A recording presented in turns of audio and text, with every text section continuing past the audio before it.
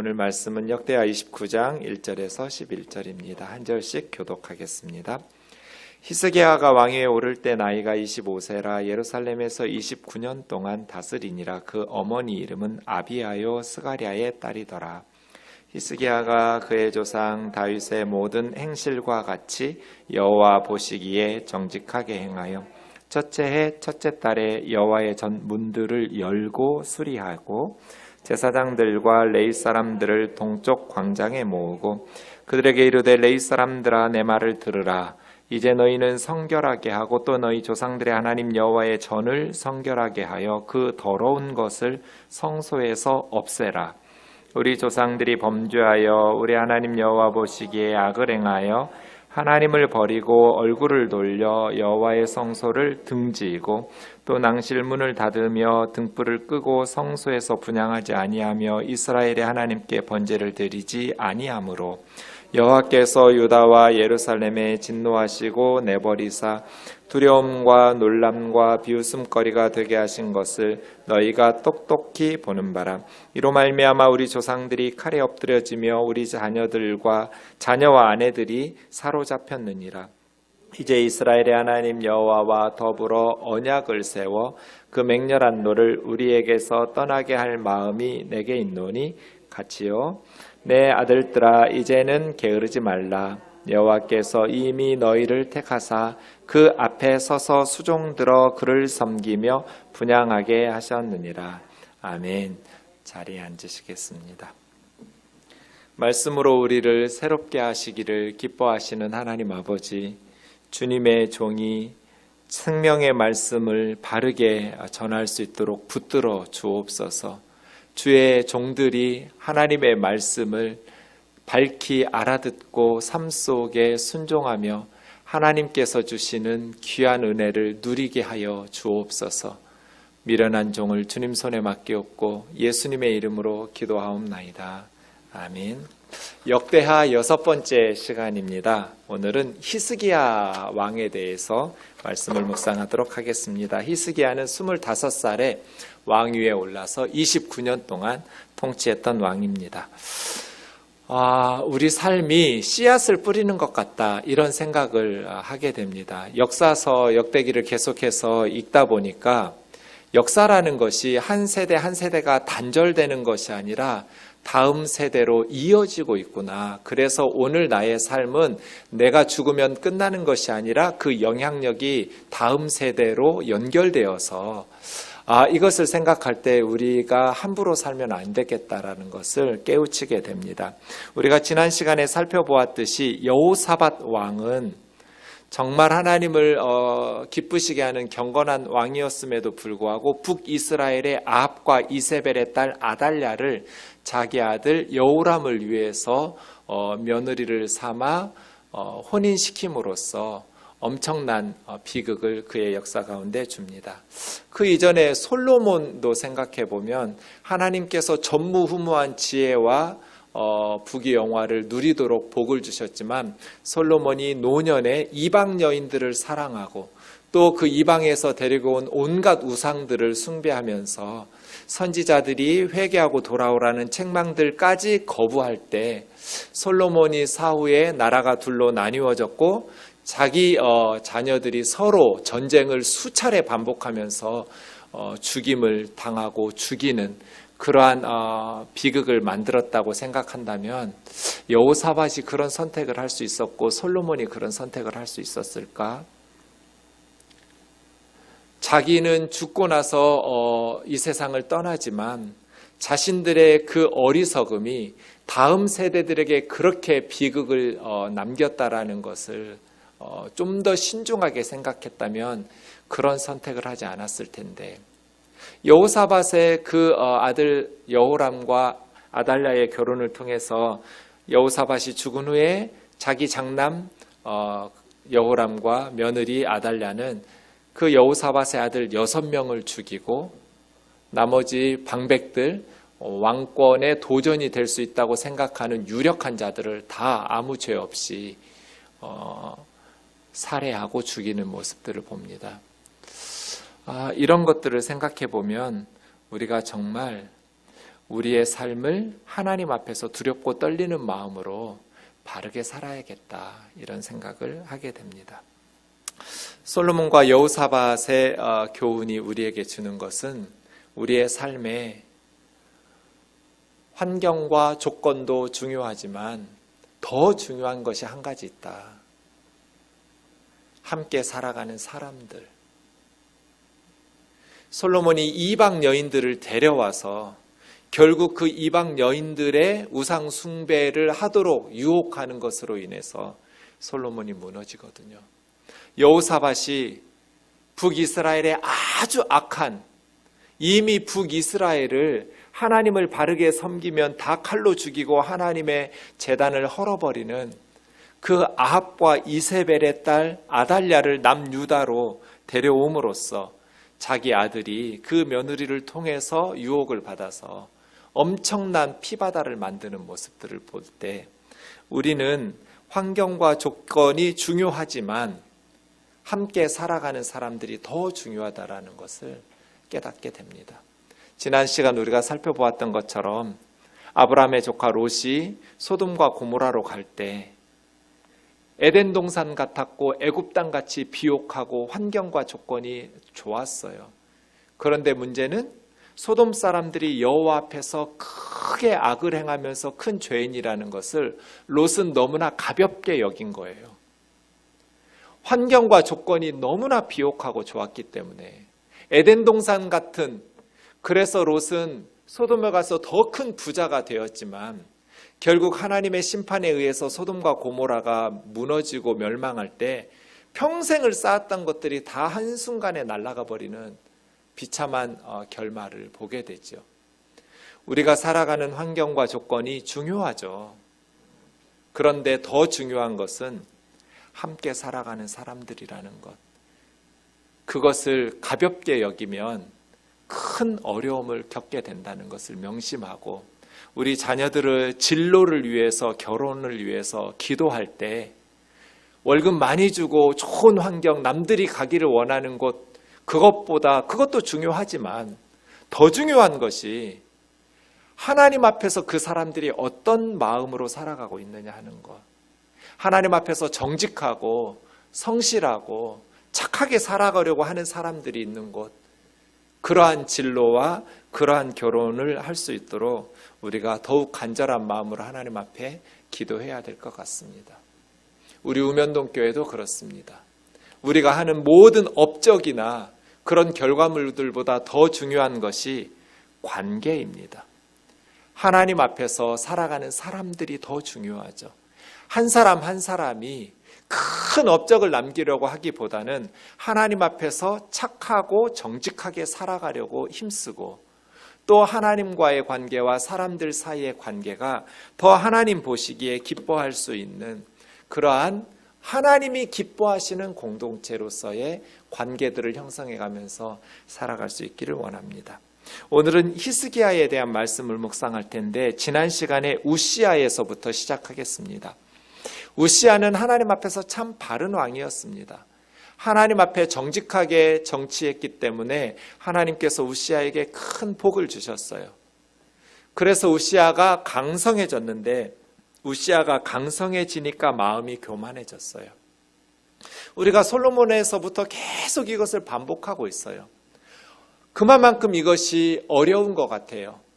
자기 분야에서 성공한 사람이 겸손한 것.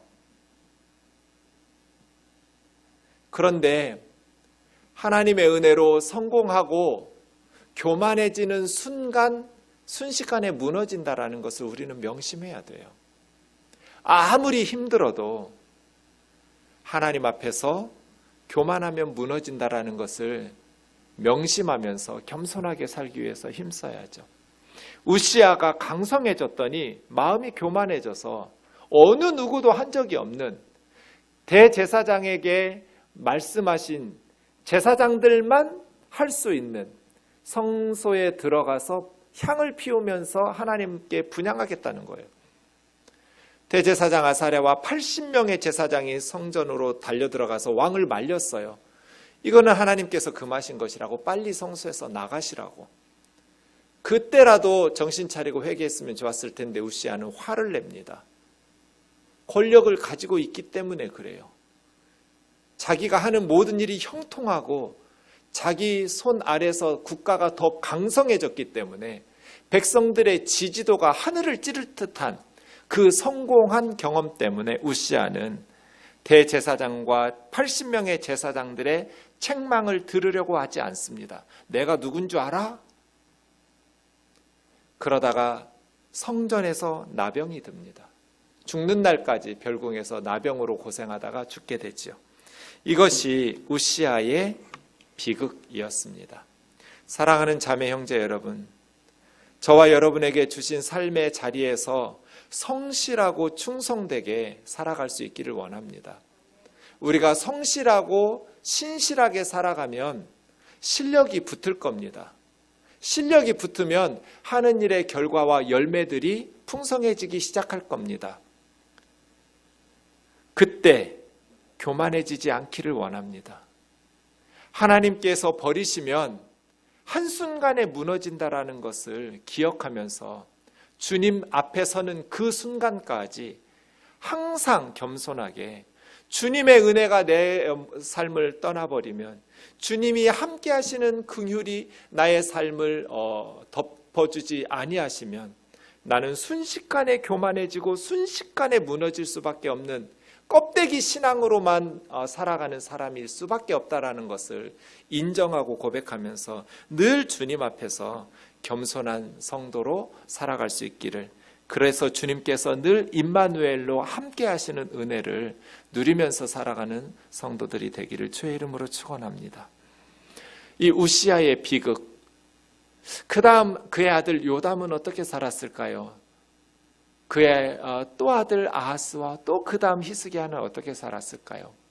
우시아가 이렇게 비극적으로 노년을 보내고 있으면서 그 아버지를 바라보면서 그 다음 왕위를 물려받았던 요담이라는 왕은 어떤 삶을 살았을까요?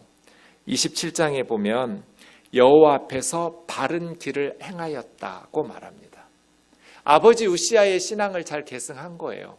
비록 교만해져서 제사장들만 하도록 한 분향을 하려다가 하나님의 징계를 받기는 했지만 우시아는 참 정직하고 바른 신앙인이었거든요. 그의 아들 요담도 아버지 우시아의 신앙을 이어받아서 하나님 앞에서 바른 길을 걸었어요. 그런데 요담에 대한 평가 중에 마음에 걸리는 게 2절이거든요. 27장 1절에 보면 어머니 이름 여루사가 나오는데 사독의 딸이라는 걸 보니까 제사장 가문이에요. 그러니까 아버지 우시아도 경건한 사람이고 어머니 여루사도 경건한 집안 사람이에요. 그래서 요담은 경건한 부모님 밑에서 하나님 보시기에 정직하게 살았어요. 하나님 앞에서 바른 길을 걸었어요. 문제는 2절인데요. 성전에 들어가지를 않아요. 믿음은 분명히 있었어요. 하나님 앞에서 정직하고 바른 길을 걸은 사람이에요. 그런데 아버지 우시아가 성전에서 분향하다가 나병이 걸리는 모습을 보아서 그랬는지, 아니면 성전에 가서 예배 드리는 게 은혜가 안 돼서 그랬는지, 제사장들이 마음에 안 들었는지 이유는 모르겠지만 요담은 예루살렘 성전에 가서 공적인 예배를 드리지는 않습니다. 믿음은 있는데 가정에서 개인적으로 예배는 드리고 기도는 했을지언정 예루살렘 성전에 가서 공적 예배를 안 드려요. 그러니 왕이 성전에 들어가지를 않으니까 신하들과 백성들이 들어가겠어요? 열심히 하는 사람들 거의 없겠죠. 백성들이 여전히 부패하였더라. 이것이 요담에 대한 평가입니다. 요담은 경건한 아버지와 어머니 밑에서 하나님 보시기에 정직하게 살았어요. 그런데 성전에는 들어가지 않았어요. 요담은 믿음이 있죠. 그의 아들 아하스는 어떻게 됐을까요? 아버지가 교회를 안 가요. 믿음은 있는데, 믿음 있으니 당연히 요담은 아들 아하스에게 하나님 잘 섬겨야 된다고 권면했겠죠. 그런데 그의 아들 아하스는 망가지게 됩니다. 28장 1절부터 보시면 아하스가 20세에 왕위에 올라서 16년 동안 통치했는데 여호와 보시기에 정직하게 행하지 않았습니다. 아버지 요담은 여호와 보시기에 정직하게 행했고 하나님 앞에서 바른 길을 걸었어요. 그런데 아버지가 예배를 안 드려요. 아들 아하스는 하나님 앞에서 정직하게 행하지 않는 우상 숭배자가 돼요. 온갖 우상들을 부어 만들어 놓고 북이스라엘 왕들의 길을 걸으면서 심지어 하나님께서 가증하다고 여기 말씀하시는 자녀들을 불살라 바치는 인신제사를 해요. 가증하다라는 히브리 말은 토해바라는 말인데 토하고 싶다고 번역하시면 돼요. 역겹다. 역겨운 게 뭔지 이렇게 실감이 안 나시면 음식물 쓰레기통 뚜껑 열어보시면 돼요. 거기다 코 대시면 돼요. 토하고 싶은 거예요. 부패하고 썩은 거예요. 하나님께서는 자기들 복 받겠다고 살아있는 자식들을 우상에게 불살라서 바치는 것을 토하고 싶다고 여기시죠. 역겹다. 지들 살겠다고 죄 없는 아이들을 불살라 바쳐? 역겨운 일이죠. 가증한 일이에요. 요담의 아들 아하스, 히스기야의 아버지 아하스는 그의 자녀들을 불살라 바치는 왕이었어요. 최악이에요. 아버지 요담은 믿음이 있었어요. 하나님 앞에서 정직하게 살았어요. 바른 길 걸었어요. 하나님 믿는 사람이에요. 그런데 어떤 상처가 있었는지 어떤 게으름이 있었는지는 알 수 없지만 성전에 가지를 않았어요. 그랬더니 그의 아들 요아스는 자식들을 불살라 바치는 우상 숭배자가 되었어요. 이것이 우리를 정신이 번쩍 들도록 나는 지금 교회를 사랑하는가? 교회, 완전한 교회는 하나도 없어요. 지상의 모든 교회는 다 허물이 있어요. 문제없는 교회가 어디 있어요, 이 세상에. 교회 나가지 않을 이유들을 열거하라면 수도 없이 셀 수 있을 거예요. 손가락 10개가 모자라요. 그럼에도 불구하고 하나님 중심, 말씀 중심, 교회 중심으로 신앙생활을 성실히 해나가는 모습을 자녀들 앞에 보여야 우리 아이들이 우리가 믿는 하나님을 믿을 수 있잖아요. 하나님 중심, 교회 중심, 말씀 중심으로 살아야 그 하나님 중심과 말씀 중심과 교회 중심의 신앙을 자녀들에게 물려줄 수 있잖아요. 요담, 믿음이 있었는데 하나님 앞에서 바른 길을 걷고 정직하게 살았는데 어쩌면 그의 아들은 자식들을 불살라 바치는 우상 숭배자가 되냔 말이에요. 성도에게 가장 중요한 사명이 뭘까요? 가장이니까 한 가지만 골라야 돼요. 저와 여러분에게 가장 중요한 사명이 뭘까요?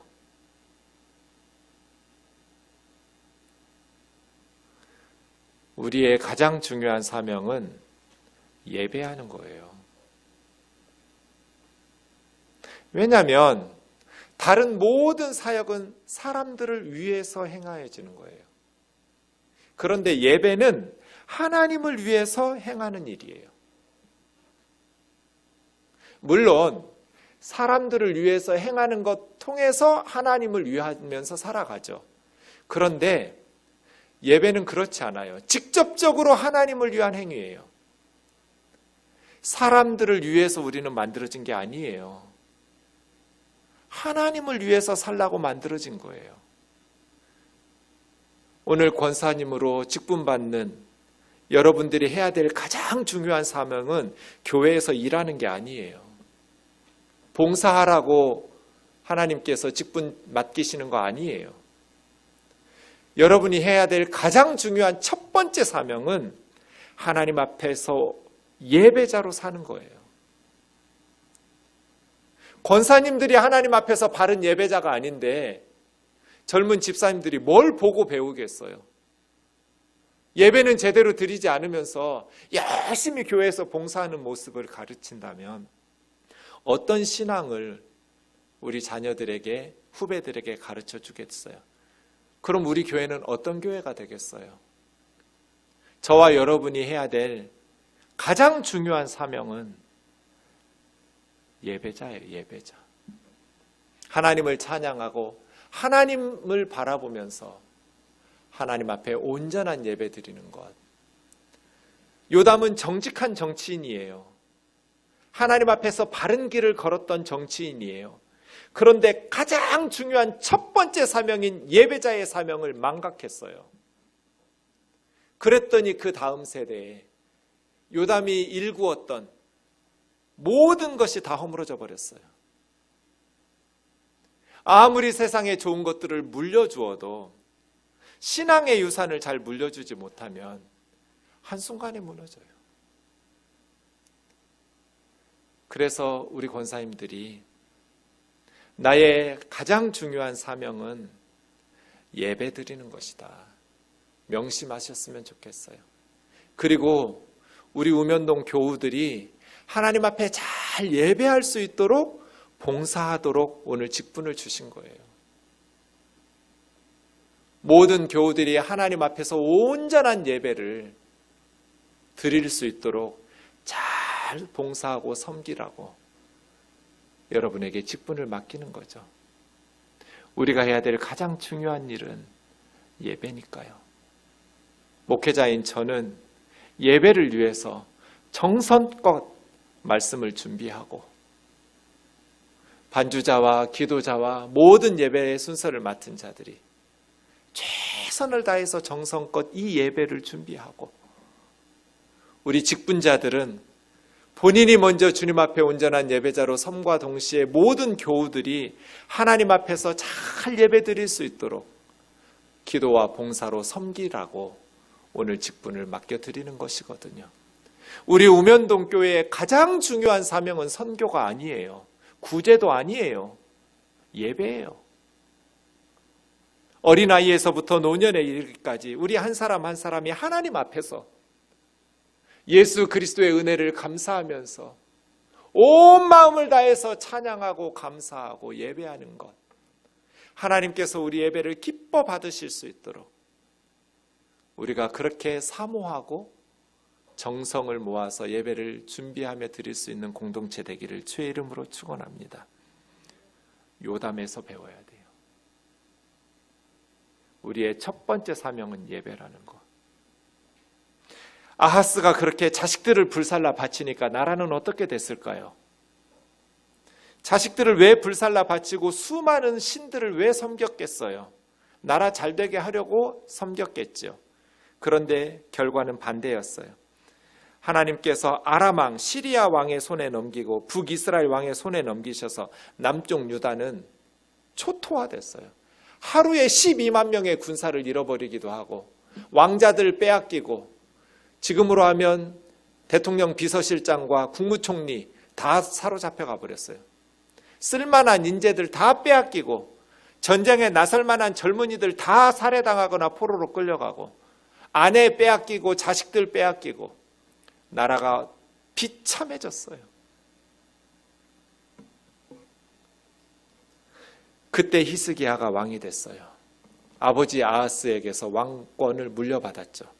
최악의 상황, 이보다 더 나쁠 수는 없어요. 북이스라엘은 이미 아수르에게 멸망했어요. 히스기야 시대에 북쪽까지 아수르는 쳐들어왔고요. 파죽지세로 나라들을 정복했어요. 이제 조그만 유다, 세상적으로 보면 유다는 살아남을 가능성 제로예요. 그때 히스기야가 왕이 되었어요. 풍전등화와 같은 국가적 위기 속에서 다 무너져가고 있는 나라를 아버지에게 물려받은 히스기야가 첫 번째로 한 일이 무엇일까요? 여러분, 이런 위기 상황에서 나라를 구할 수 있는 유일한 길이 뭘까요? 아수르의 위협으로부터, 적국의 위협으로부터 힘없고 가난한 나라 히스기야의 나라 유다가 살아남을 수 있는 유일한 길이 뭘까요? 히스기야는 아버지보다 더 열심히 우상에게 빠져들 수도 있었어요. 그런데 히스기야는 아버지의 길을 버렸어요. 그리고 하나님을 붙잡기 시작했어요. 이 국가적 위기는 다른 방법이 없어요. 그냥 하나님을 내 편으로 삼는 것밖에는 방법이 없었어요. 하나님을 우리 편으로 삼는 것 외에는 우리나라가 이 위기를 벗어날 가능성이 없다고 히스기야는 판단한 거예요. 그리고 히스기야는 다윗의 길을 걷기 시작합니다.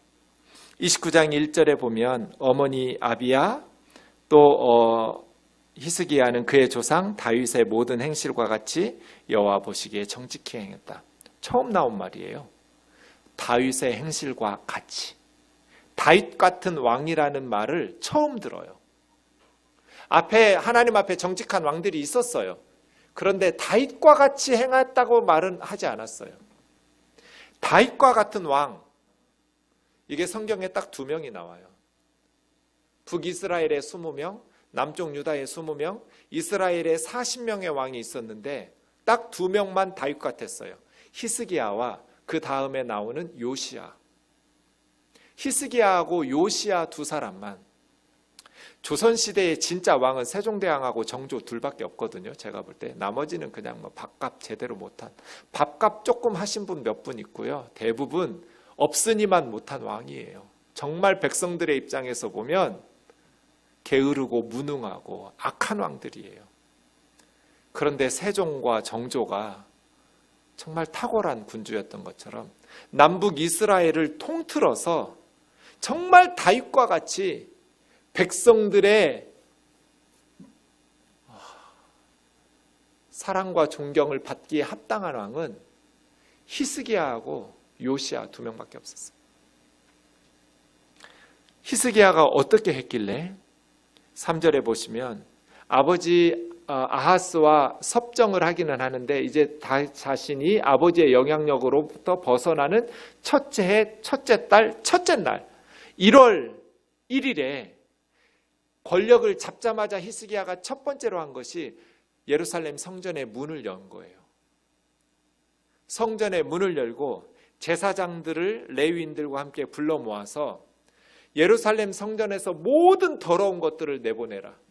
아버지 아하스가 다메섹의 신의 제단을 쌓아놓고 온갖 우상에 가증한 것들로 예루살렘 성전을 더럽혔거든요. 성전의 모든 더러운 우상의 도구들을 다 치우라고. 깨끗이 성전을 치워서 성결하게 하라고. 제사장들인 너희가 먼저 스스로를 성결하게 하고 하나님께 예배할 수 있도록 예루살렘 성전을 성결하게 하라고 명령합니다. 우리가 하나님 앞에 악을 행하면서 성전을 등지고 예배를 드리지 않았기 때문에 나라가 망하고 하나님의 심판과 진노로 말미암아 나라가 초토화되었다. 우리가 똑똑히 눈으로 보고 있지 않냐? 이제 우리 조상들의 어리석은 범죄 때문에 칼로 죽임을 당했고 우리 아내들 빼앗겼고 우리 자식들 빼앗겨서 지금 노예로 포로로 끌려가 있지 않냐? 우리가 살 길은 하나님께로 돌아오는 것뿐이다. 하나님께로 돌아오자. 제사장들인 너희들이 게을러서는 안 된다. 게으르지 말고 얼른 하나님 앞에 나아가도록 이야기를 합니다. 그렇게 히스기야의 말을 듣고 백성들이 하나님의 편에 서서 회개하기를 시작합니다. 예루살렘 성전을 깨끗하게 치우는데 16일 걸렸습니다. 그리고 왕에게 성전이 성결해졌습니다 라는 보고를 듣자마자 히스기야 왕은 20절에 보면 아침이 일찍 성전으로 갑니다. 아침이 일찍 일어나서 예루살렘 성전에 가서 백성들을 다 불러 모으고 하나님 앞에 죄를 고백하는 속죄 제사를 드리고 하나님 앞에 찬송하고 예배하면서 예배를 회복시킵니다. 32년 만입니다. 할아버지 요담이 성전에 들어가지 않았어요. 16년 동안. 아버지 아하스는 아예 우상 숭배자가 되어서 16년 동안 나라를 초토화시켰어요. 그런데 히스기야는 왕이 되자마자 16일 만에 성전에서 예배를 드리기 시작합니다. 이것이 히스기야의 첫 번째 사역이었어요. 우리가 가장 먼저 해야 될 것이 무엇일까요? 지금 국가적 위기 상황에서 외교, 국방, 정치, 경제 다 급해요. 급하지 않은 게 뭐가 있어요? 지금 아수르가 북이스라엘까지 점령했는데, 그리고 남쪽 유다를 향해서 계속해서 호시탐탐 노리면서 침략하고 있는 이 상황에서 외교도 급하고요, 국방도 급하고요, 그걸 뒷받침할 수 있는 정치와 경제도 다 급해요. 그런데 히스기야는 가장 첫 번째로 한 것이 예루살렘 성전을 성결하게 정화시키고 백성들과 함께 자신들의 죄를 고백하며 속죄제사 드리면서 하나님 앞에 예배를 회복한 것을 첫 번째로 했어요. 하나님을 우리 편 만드는 거거든요. 하나님을 우리 편으로 만들어야 아수르를 이겨낼 수 있으니까요. 이 위기를 벗어날 수 있으니까요. 이 경건했던 히스기야는 타락한 아버지의 우상 숭배와 예루살렘 성전이 더럽혀지는 모습을 보면서 너무 가슴 아팠을 거예요. 한이 맺혀가지고 너무나 슬픈 사람이. 그래서 왕이 되자마자, 자기의 왕으로서의 영향력을 행사할 수 있는 시간이 되자마자 예배부터 회복시켜요. 저는 이 히스기야의 모습을 우리가 본받아야겠다. 여러분, 무엇이 가슴 아프세요? 무엇이 여러분을 슬프게 하고 있나요? 히스기야는 예배를 드리지 못하는 게 가슴 아팠고, 하나님의 전이 더럽혀져 있는 모습을 보는 것이 가슴 아팠어요. 자기 아버지가 아이들을 불살라서 인진제사로 바치고 우상숭배하는 것이 가슴 아팠고, 하나님 앞에 유다 백성들이 예배를 드리지 않는 것이 슬픈 사람이었어요. 저와 여러분에게도 이런 고통이 있기를 원합니다. 히스기야처럼 우리 가정이 하나님을 섬기는 믿음의 가정이 되어야 되고, 가정이 교회처럼, 교회가 가정처럼 우리 집에서 하나님을 예배하고 우리 집이 교회가 되어야 되는데, 하나님을 찬양하고 기도하고 예배하는 우리 집에서 하나님을 향한 찬송과 예배가 울려 퍼져야 되는데, 그러지 못하고 있는 세상 일에 분주한 가족들을 보면서 슬프고 가슴 아파야 돼요. 그래서 나 혼자라도 가정에서 예배를 회복해야 돼요. 그 간절한 하나님 앞에 기도가 응답될 때마다 한 사람, 두 사람, 그 가정의 예배를 드리는 사람들이 늘어나게 될 거거든요. 이 히스기야의 첫 번째 사역, 예배 회복.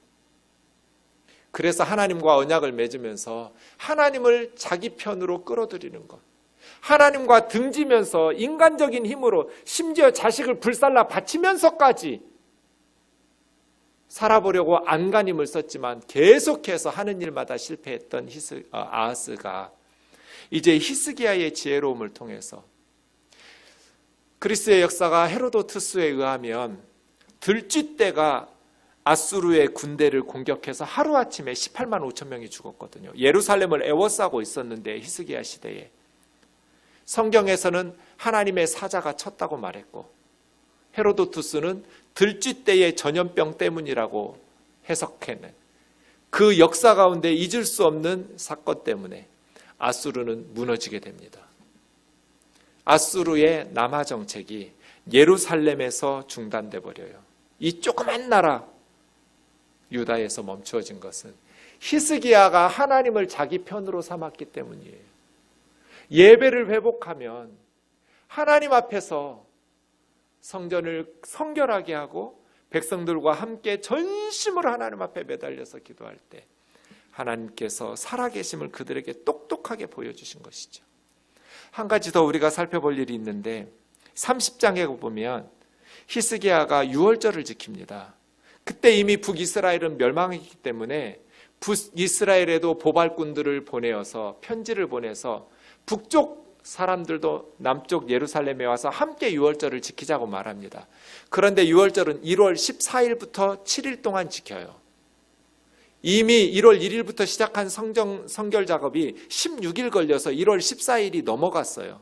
그리고 사람들 보내고 돌아오는데 시간이 또 걸려요. 그래서 1월 14일에 유월절을 지킬 수 없었어요. 의논을 했어요. 우리 어떻게 해야 되냐? 내년 1월까지 기다려야 되냐? 그런데 민수기에 판례가 있어요. 모세 시대에 유월절을 지키고 싶은데 장례식이 일어나서 시체를 만져서 몸이 부정해진 하나님 앞에 예배드릴 수 없는 사람들이 모세에게 문제 제기를 했어요. 우리는 장례식을 치르느라고 유월절을 지키지 못했는데 우리 같은 사람 어떻게 하냐? 모세가 잠깐 기다리라고 그랬어요. 하나님께 물었더니 하나님께서 한 달 뒤에 유월절 지켜도 된다고 그랬어요. 그런 사람들. 장례식을 치러서 부정해졌거나 아니면 멀리 여행을 피치 못한 상황 때문에 다녀오느라고 유월절을 지키지 못하면 1월 14일이 아니라 2월 14일부터 한 번 더 기회를 줘서 그때 유월절을 지키도록 해라. 하나님의 법이라는 것이 사람을 위해서 존재해요. 사람이 법 지키라고 만들어진 거 아니에요. 그래서 우리가 말씀에 순종한다라고 말할 때는 하나님의 말씀의 뜻을 살려서 순종해야지 문자적으로 순종하는 것이 성경적인 신앙은 아니에요. 우리 우면동 교우들이 하나님의 법을 무겁게 여기고 존경하고 존중해야 하는 것은 맞지만 그 법 문자를 따지면서 억지 부리고 사람들을 괴롭히는 그러한 율법주의자들이 되지는 않았으면 좋겠어요. 한 달 뒤에 2월 14일부터 히스기야가 유월절을 지키기 시작해서 사람들을 보냅니다. 그랬더니 북쪽 사람들이 대부분 비웃어요. 10절에 보니까. 우리가 하나님 앞에 범죄했기 때문에 하나님께서 나라를 망하게 하셨다. 그래서 우리 자녀들과 우리 가족들이 멀리 포로로 노예로 끌려갔다. 하나님께 돌아와라. 그러면 하나님께서 우리에게 돌아오실 것이다. 멀리 끌려갔던 포로가 된 우리 가족들 다시 돌아오게 해주실 거다. 하나님은 은혜로우시고 자비로우신 분이시니까 우리가 하나님께로 돌아가면 하나님께서 우리에게 돌아오실 것이다. 돌아가자. 사람들이 조롱하고 비웃어요. 무슨 유월절 지킨다고 우리 가족이 돌아오냐? 믿음이 없으니까 예배 드린다고 나라가 회복되냔 말이에요. 말도 안 되는 어리석은 말 같으니까 조롱하고 비웃는 거예요. 지금 현대인들도 하나님께로 돌아오라고 말하면 어리석은 일이라고 생각해서 비웃어요. 현실성이 없어 보이거든요. 그러나 하나님께 돌아오는 게 가장 지혜로운 현실성이에요. 하나님 살아계신다면, 하나님이 존재하지 않는다면 하나님의 도움을 구하는 것이 비현실적이고 어리석은 일이지만 하나님이 살아계신다면 하나님의 도움을 구하는 것이 가장 지혜롭고 현실적인 선택이거든요. 몇 사람이 11절에 보니까 북쪽에서 내려왔어요. 이 사람들이 역사의 희망이에요. 대부분 조롱하고 비웃는데 북이스라엘에서 몇 사람이 유다 예루살렘에 와서 함께 유월절을 지켰어요. 히스기야가 큰 기쁨 속에서 유월절을 지키고 그게 너무너무 은혜로우니까 한 번 더 그랬어요. 7일 동안 유월절이 끝났는데 한 번 더 지키자고. 그래서 7일간 지킬 유월절이 14일로 늘어났어요. 은혜를 받으니까 하나님 안에서 너무 행복하니까 이런 은혜가 넘치는 신앙생활 하기를 원합니다. 은혜가 넘치면 예배 시간 가는 게 아까워요. 설교 시간이 길어지는 게 지루한 게 아니라 벌써 시간 끝났어? 근데 은혜가 없으면 너무 지루해요. 막 4절까지 찬송가 불렀는데 목사님 혼자 막 은혜 받아가지고 한 번 더 부르자고 그러면 죽을 것 같아요. 교회로 옮겨야 되나 막 고민에 빠지죠. 은혜가 없으면. 7일 예배 드렸어요. 유월절. 은혜가 넘쳤어요. 한 번 더 14일로 연장했어요. 그동안 예루살렘 사람들이 먹을 것을 다 내어놓는 거예요.